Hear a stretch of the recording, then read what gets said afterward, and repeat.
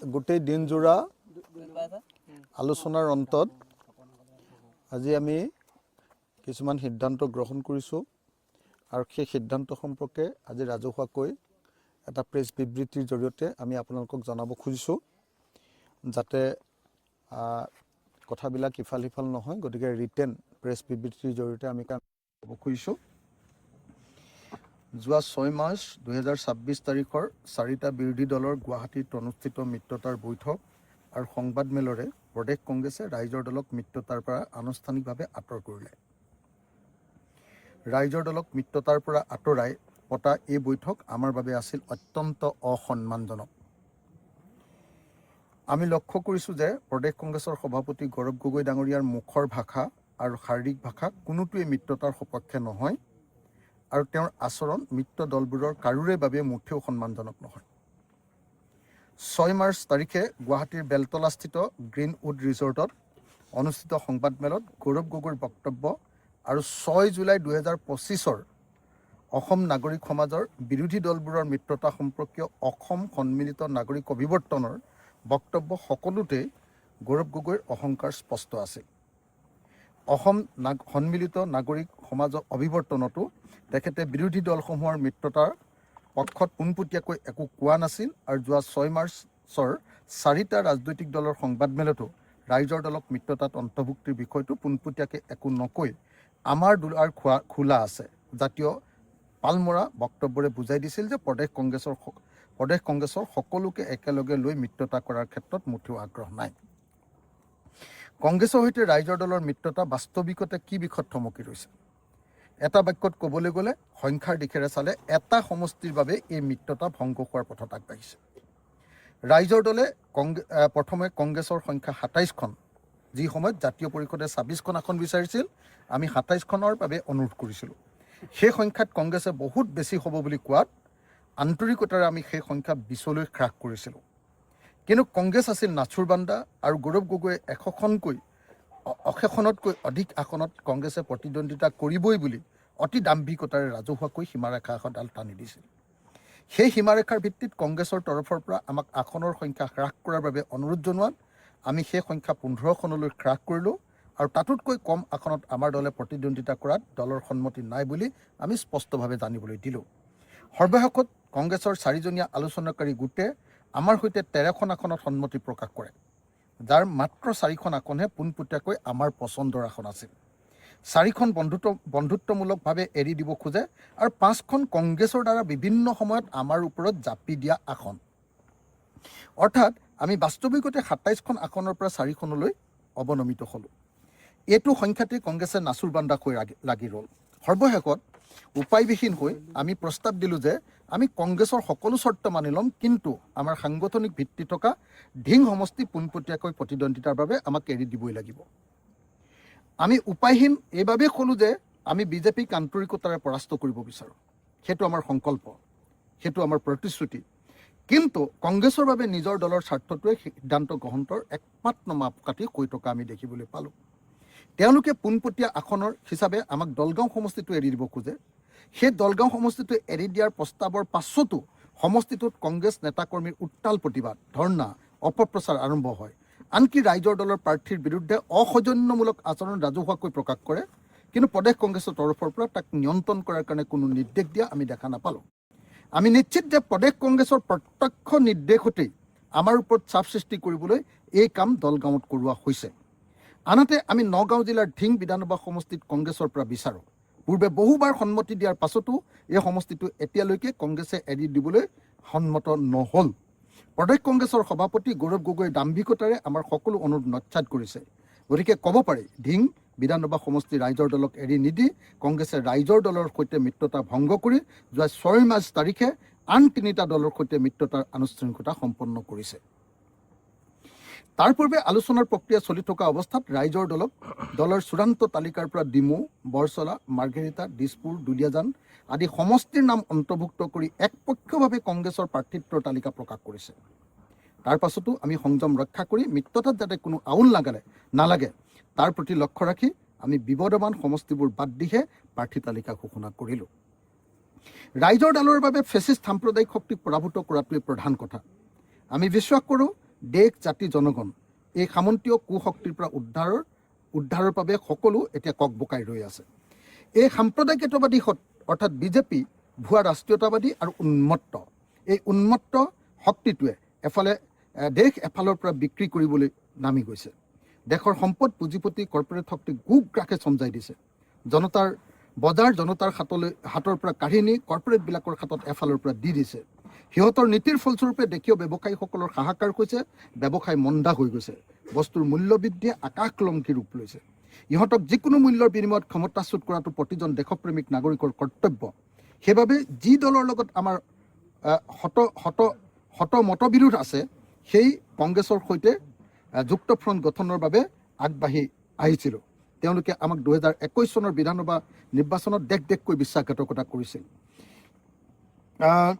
কেৱল 8টা বিধানসভা সমষ্টিত লৈ আমি কংগ্ৰেছৰ সৈতে 2021 চনত জোটবন্ধনৰ বাবে সন্মত হৈছিলোঁ। কিন্তু BPF দলটো কংগ্ৰেছ দলৰ কাষ চাপি অহাৰ লগে লগে কংগ্ৰেছে আমাক প্ৰতাৰণা কৰিলে। বিশ্বাসঘাতকতা তেওঁলোকে কৰিলে, ঠগিলে তেওঁলোকে, কিন্তু অপপ্ৰচাৰ কৰিলে আমাৰ বিৰুদ্ধে তেওঁলোকেই। আমি গোপনে আলোচনা চলাই আছিলোঁ বাবে সেইবাৰ মিত্ৰতাৰ ধৰ্ম ৰক্ষা কৰি আছিলোঁ বাবে সেইবাৰ আমি খলনায়ক হৈ পৰিলোঁ। বহু বুদ্ধিজীৱীয়েও কংগ্ৰেছৰ সুৰতে সুৰ মিলাই আমাৰ বিৰুদ্ধে কংগ্ৰেছৰ মুখপাত্ৰৰ দৰে আমাৰ ওপৰত জঁপিয়াই পৰিছিল। সেইবাবে আমি এইবাৰ প্ৰতিটো মিত্ৰতাৰ খবৰ ৰাজহুৱা কৰি আহিছোঁ আৰু ৰাজহুৱা কৰি যাম। কংগ্ৰেছ বা INC ইণ্ডিয়ান নেশ্যনেল কংগ্ৰেছ আৰু ৰাইজৰ দলৰ আদৰ্শ পৃথক। কংগ্ৰেছ ৰাষ্ট্ৰীয়তাবাদী, আমি জাতীয়তাবাদী, আমি আঞ্চলিকতাবাদী, আমি ফেডাৰেলিজিমত বিশ্বাসী। তেওঁলোকৰ চিন্তা সামন্তীয়, আমাৰ প্ৰগতিশীল, সমাজবাদী আৰু ছ'চিয়েলিষ্ট। কেৱল ফেচিষ্ট সাম্প্ৰদায়িক শক্তি BJP RSSক প্ৰতিৰোধ কৰাৰ স্বাৰ্থত আমি তেওঁলোকৰ সৈতে যুক্তফ্ৰণ্ট গঠন কৰিছিলোঁ। আমাৰ বাবে যুক্তফ্ৰণ্ট গঠনৰ নিয়ম হ'ল যুক্তফ্ৰণ্টত সদায় প্ৰগতিশীল শক্তিৰ হাতত নেতৃত্ব থাকিব লাগে, তেতিয়াহে জনগণৰ উপকাৰ হয়। কিন্তু কংগ্ৰেছৰ সৈতে আমাৰ যুক্তফ্ৰণ্ট গঠনত প্ৰগতিশীল শক্তিৰ নেতৃত্ব বাদেই দিয়ক, কংগ্ৰেছৰ সৈতে কোনো আদৰ্শগত কথা পতাৰ পৰিৱেশে আমি পোৱা নাই। কংগ্ৰেছ মিত্ৰতাক লৈ মুঠেও চিৰিয়াছ নহয়। সঘনে সলনি কৰা তেওঁলোকৰ মিত্ৰতাৰ আলোচনা কৰিবলগীয়া যি সমিতি, সেই সমিতিবিলাকক বদলাই থকাটোৱে প্ৰমাণ কৰে যে তেওঁলোকে মিত্ৰতাত কোনো গুৰুত্ব আৰোপ কৰা নাই। তেওঁলোকে আমাৰ মিত্ৰ দলবোৰৰ সৈতে আলোচনাৰ বাবে মুঠেও সময় দিয়া নাছিল। ক'ৰবাত বিয়া খাবলৈ যাওঁতে, আনকি ৰিপুণ বৰাৰ ছোৱালীৰ বিয়াৰ সময়তহে দেৱব্ৰত শইকীয়াই আমাক লগ পাই প্ৰাৰ্থী তালিকাৰ বিষয়ে আলোচনা কৰিছিল। আনুষ্ঠানিকভাৱে কংগ্ৰেছৰ 4জনীয়া সমিতিয়ে ৰাইজৰ দলৰ সৈতে এবাৰেই আলোচনাত বহিছিল যোৱা 19 ফেব্ৰুৱাৰীত। তেতিয়া আমি গভীৰ উদ্বেগেৰে লক্ষ্য কৰিছিলোঁ যে কংগ্ৰেছ বুলি কোনো দল আচলতে নাই। কংগ্ৰেছ দলৰ অমৈহতীয়া কোনো প্ৰাৰ্থীও নাই।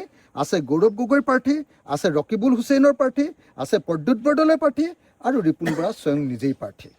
ব্যক্তি স্বাৰ্থৰ সমষ্টিয়ে যেন কংগ্ৰেছ, সেইটো আমি অনুভৱ কৰিছিলোঁ। আমি মিত্ৰতা বিচাৰোঁ। ৰাইজৰ দলে গভীৰভাৱে আন্তৰিকতাৰে মিত্ৰতা বিচাৰে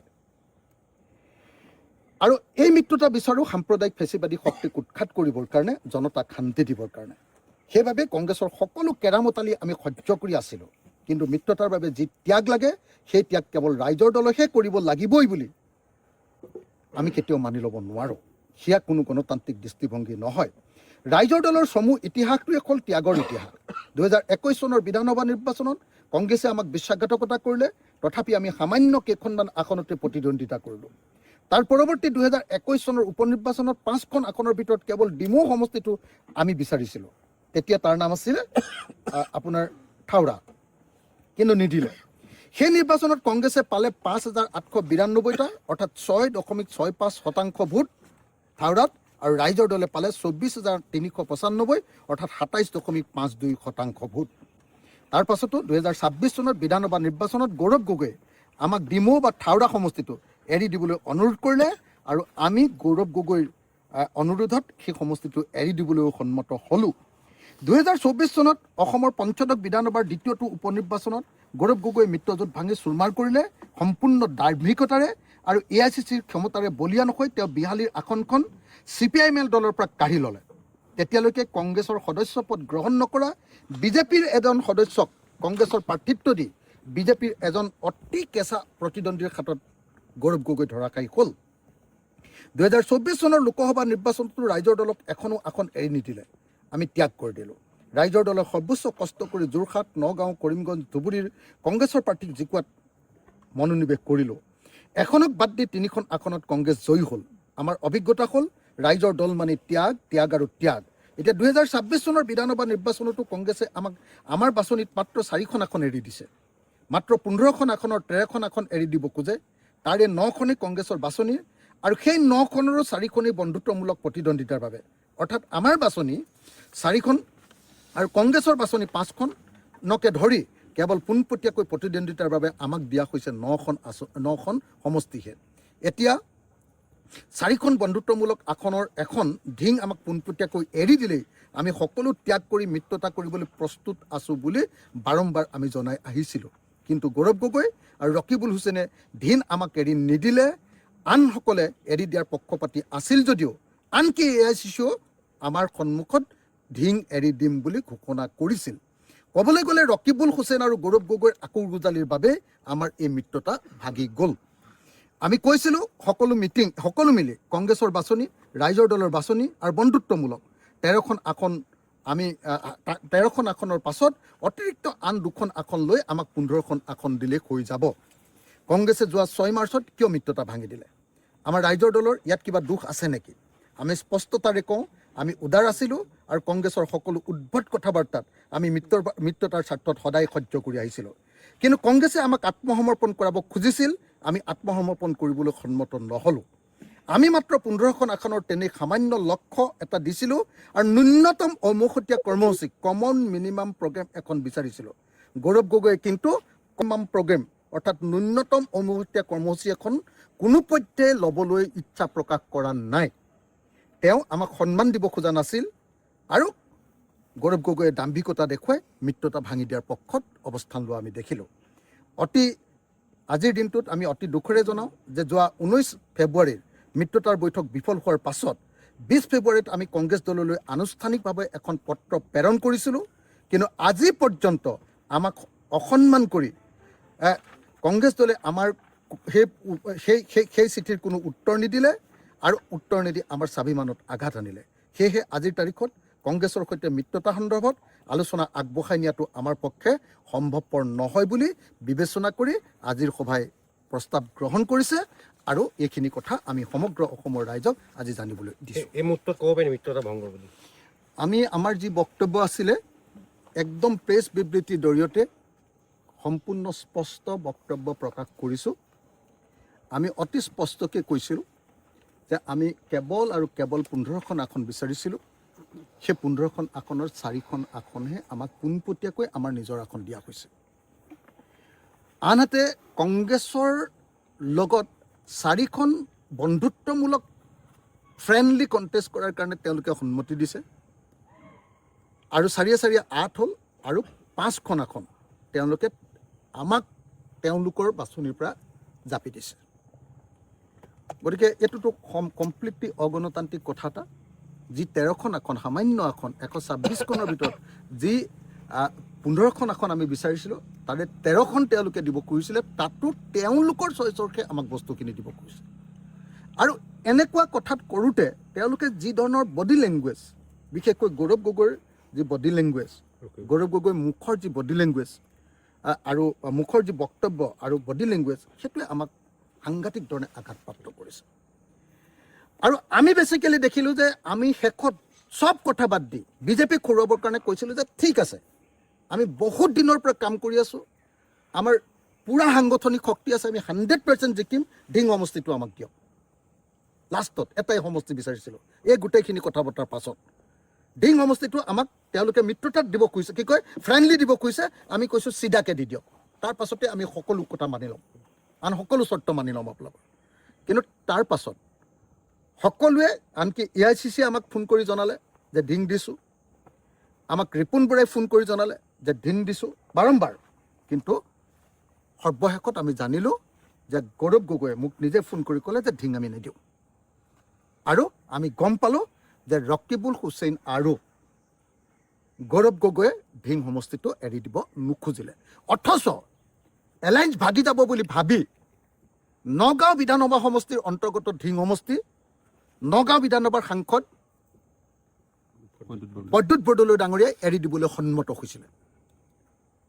এলায়েন্স ভাগি যাব বুলি ভাবি তেওঁ প্ৰতিবাদ কৰিছিলে, কিন্তু এলায়েন্স ভাগি যাব বুলি ভাবি তেওঁ এৰি দিবলৈ সন্মত হৈছিলে। কিন্তু গৌৰৱ গগৈ আৰু ৰকিবুল হুছেইন তেওঁলোকৰ কাৰণে এই গোটেই এলায়েন্সটো ভাগিছে আৰু সেইকাৰণে আমি স্পষ্ট ৰূপত জনাই দিছোঁ যে এলায়েন্স আমি ভঙা নাই, আমি এলায়েন্সৰ পক্ষত আছিলোঁ আৰু গৌৰৱ গগৈ আৰু ৰকিবুল হুছেইনে এই এলায়েন্স ভাঙিব খুজিছে। গতিকে আজিৰ দিনটোত আমাৰ স্থিতি ইমানেই, ইমানকে কৈছোঁ। ধন্যবাদ। জয় অসম।